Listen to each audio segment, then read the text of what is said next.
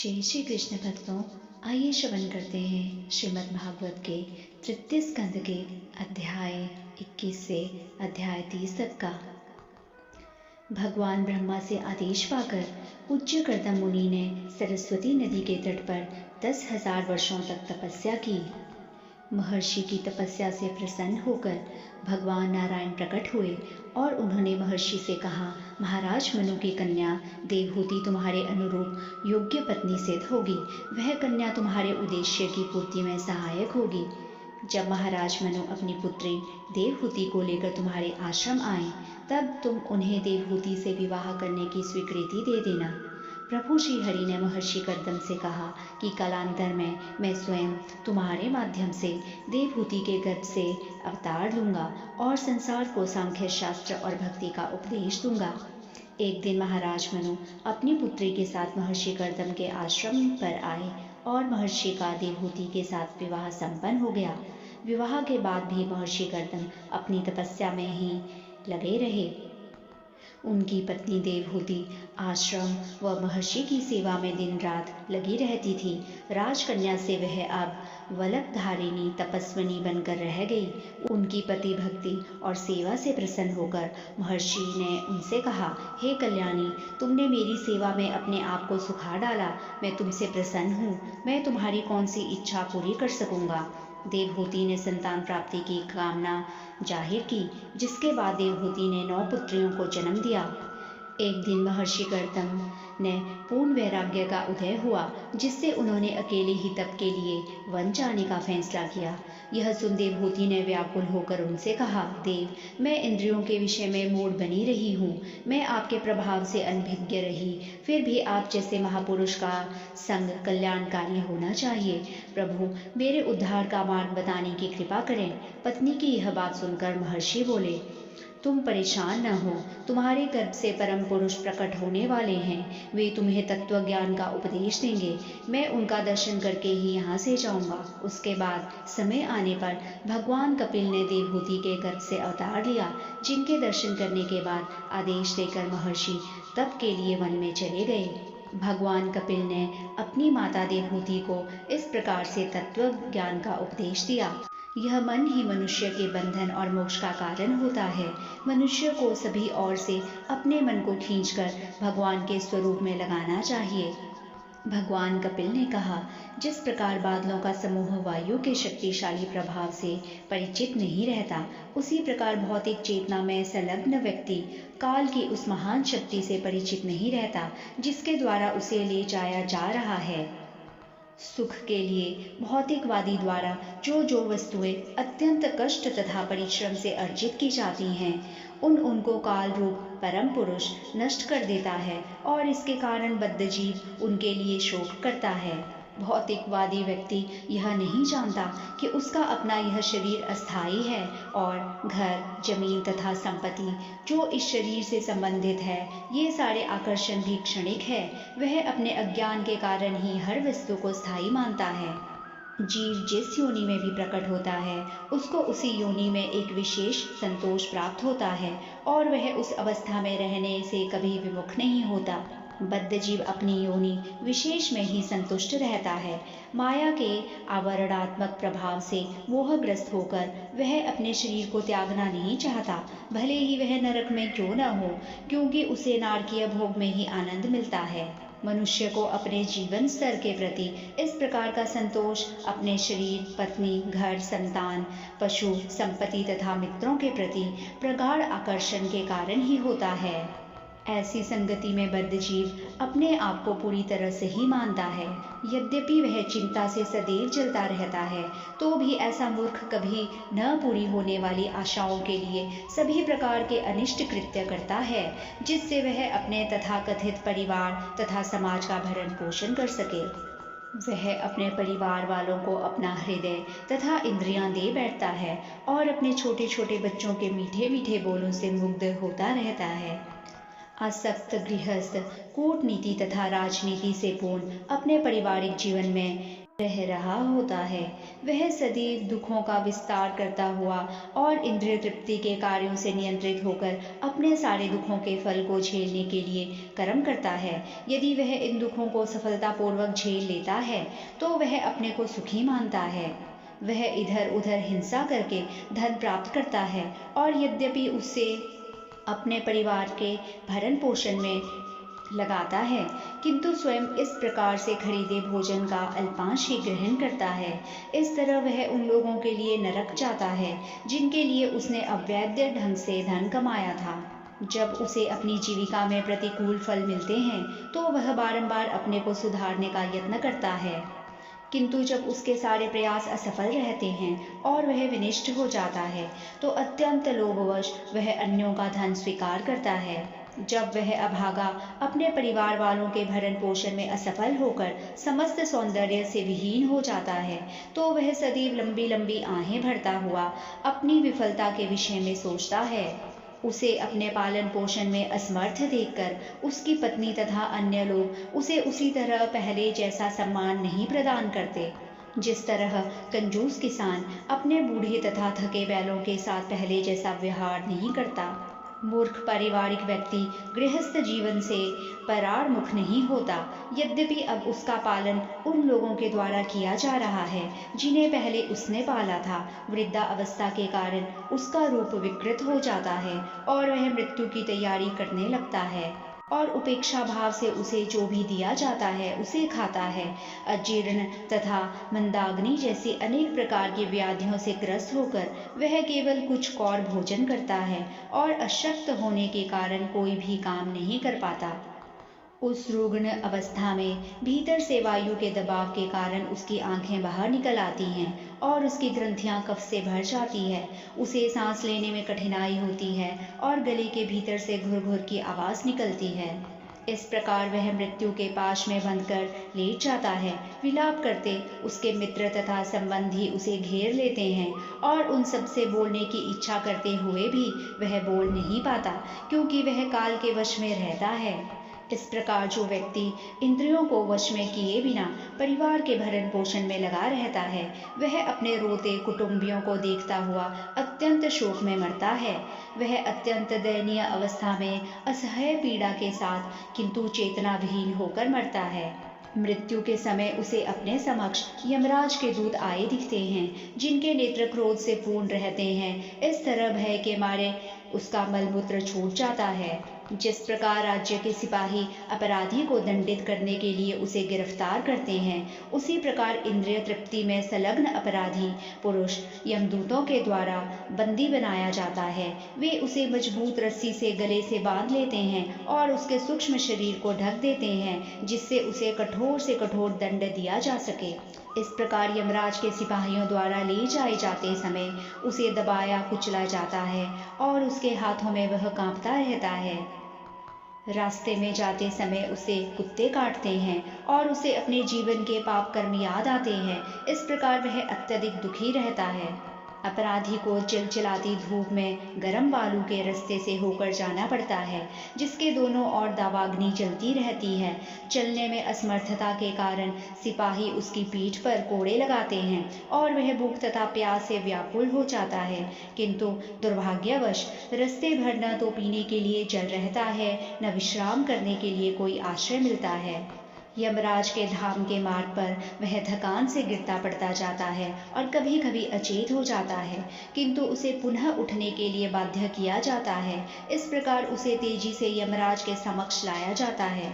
इस तरह से 99,000 योजन की दूरी उसे 2 या 3 पलों में पार करनी होती है और फिर तुरंत उसे घोर यातना दी जाती है जिसे सहना पड़ता है। वहाँ उसे जलती लकड़ियों के बीच में रख दिया जाता है और उसके अंगों में आग लगा दी जाती है। कभी कभी उसे अपना मांस स्वयं खाने के लिए बाध्य किया जाता है अथवा अन्यों द्वारा खाने दिया जाता है। नरक के कुत्तों तथा गीधों द्वारा उसकी आंखें उसके जीवित रहते और देखते देखते निकाल ली जाती है और उसे सांपों, बिच्छुओं तथा अन्य काटने वाले जंतुओं से पीड़ा पहुंचाई जाती है। फिर उसके अंग प्रत्यंग काट डाले जाते हैं और उसे हाथियों से चिरवा दिया जाता है। उसे पर्वत की चोटियों से नीचे गिराया जाता है और फिर जल में या गुफा में बंदी बना लिया जाता है। कपिल मुनि ने आगे कहा, हे माता, कभी कभी यह कहा जाता है कि इसी लोक में हम नरक अथवा स्वर्ग का अनुभव करते हैं, क्योंकि कभी कभी इस लोक में भी नारकीय यातनाएं दिखाई पड़ती हैं। जैसे यदि मनुष्य को नरक में रहने, मल तथा मूत्र खाने का दंड दिया जाता है तो सबसे पहले उसे यमराज के लोक में ऐसी आदतों का अभ्यास कराया जाता है। फिर उसे वैसा ही शरीर दिया जाता है जैसे कि शुकर का, जिससे वह मल खा सके और यह सोचे कि वह जीवन का आनंद उठा रहा है। कैसी भी नारकीय परिस्थिति में बद्ध जीव अपने को सुखी मानता है, अन्यथा यह संभव नहीं कि वह नारकीय जीवन भोग सके। इस शरीर को त्यागने के पश्चात वह व्यक्ति जो पाप कर्मों द्वारा अपना तथा अपने परिवार के सदस्यों का पालन पोषण करता है, नारकीय जीवन बिताता है और उसके साथ उसके परिवार वाले भी। इस शरीर को त्याग कर वह अकेला नरक के अंधतम भागों में जाता है और अन्य जीवों के साथ ईर्ष्या करके उसने जो धन कमाया था वही पाथेय के रूप में उसके साथ जाता है। इस प्रकार भगवान की व्यवस्था से परिवार का पोषण करता अपने पाप कर्मों को भोगने के लिए नारकीय अवस्था में रखा जाता है, मानो उसकी सारी संपत्ति लुट गई हो। अतः जो व्यक्ति केवल कुत्सित साधनों से अपने परिवार तथा कुटुंबियों का पालन करने के लिए लालायित रहता है, वह निश्चय ही अंधता मित्र नामक गहनतम नरक में जाता है। कुत्सित साधनों का अभिप्राय है पापपूर्ण तथा अधार्मिक कार्यों से कुटुंब का भरण पोषण करना। समस्त कष्टकर नारकीय परिस्थितियों से तथा मनुष्य जन्म के पूर्व पशु जीवन में निम्नतम रूपों को क्रमशः पार करते हुए और इस प्रकार अपने पापों को भोगते हुए वह इस पृथ्वी पर मनुष्य के रूप में पुनः जन्म लेता है। परमेश्वर के अध्यक्षता में तथा अपने कर्म फल के अनुसार विशेष प्रकार का शरीर धारण करने के लिए आत्मा को स्त्री के गर्भ में प्रवेश करना होता है। 1 महीने के भीतर सिर बन जाता है और 2 महीने के अंत में हाथ पांव तथा अन्य अंग आकार पाते हैं।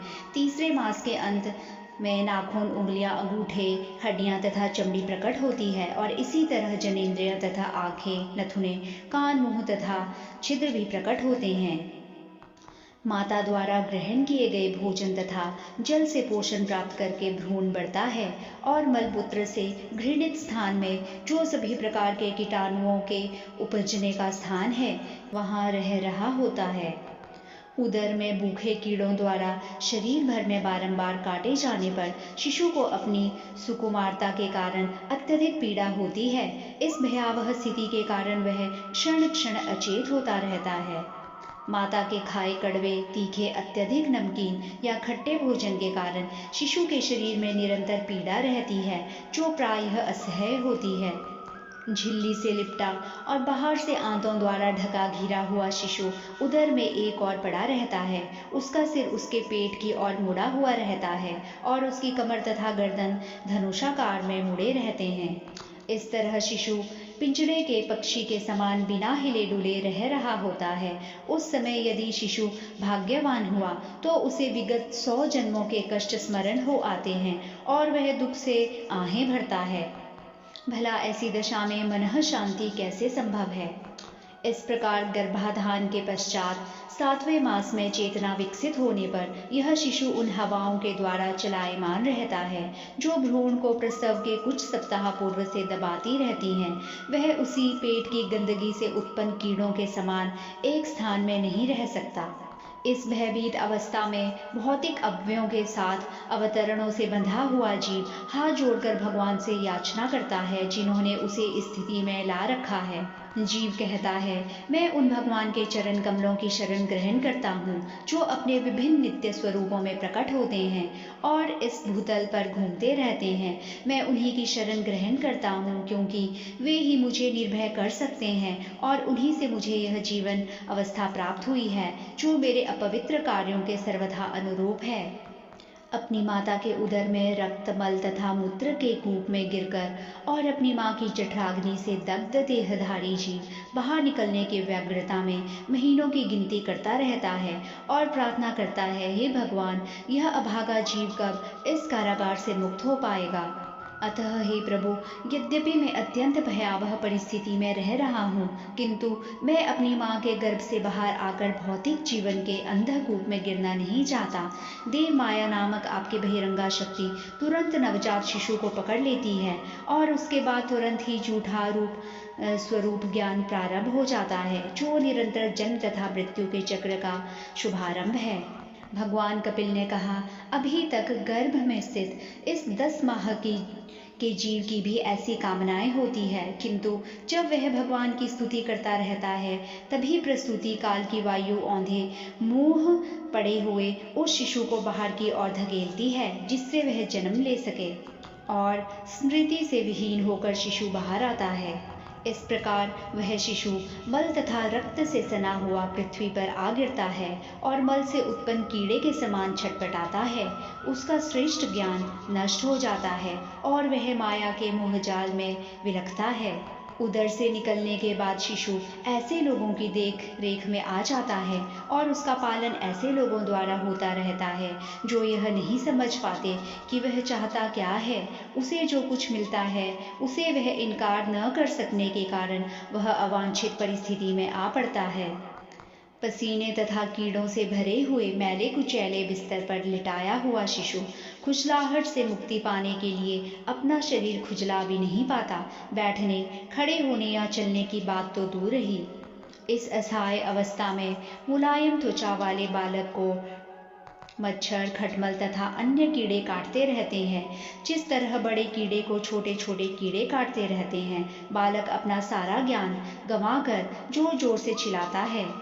इस प्रकार विविध प्रकार के कष्ट भोगता हुआ शिशु अपना बाल्यकाल बिताकर किशोर अवस्था प्राप्त करता है।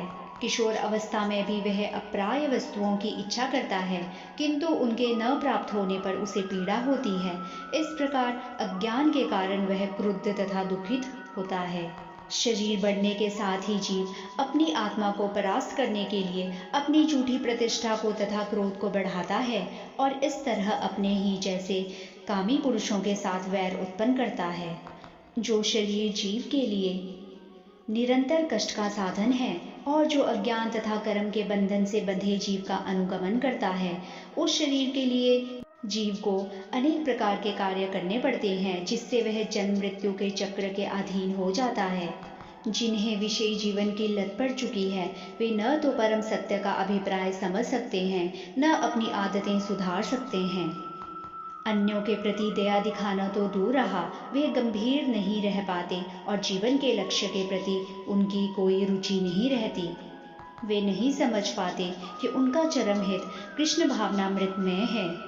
मनुष्य को चाहिए कि ऐसे अभद्र मूर्ख की संगति न करे जो आत्म साक्षात्कार के ज्ञान से रहित हो। भगवान कपिल ने अपनी माता से कहा, आप प्रत्यक्ष भक्ति द्वारा जन जन के हृदय में स्थित पूर्ण पुरुषोत्तम भगवान की शरण ग्रहण करें। माता को भक्ति व सांख्य शास्त्र का उपदेश देकर भगवान कपिल समुद्र तट पर चले गए, जहाँ समुद्र ने उन्हें अपने अंदर स्थान दिया। माता देवहूति भी अपने पुत्र का उपदेश सुनकर भगवान में अपना मन लगाकर मुक्त हो गई। जय श्री कृष्ण भक्तों, यहाँ पर श्रीमद् भागवत के तृतीय स्कंद के अध्याय 21 से अध्याय 30 तक का समापन होता है।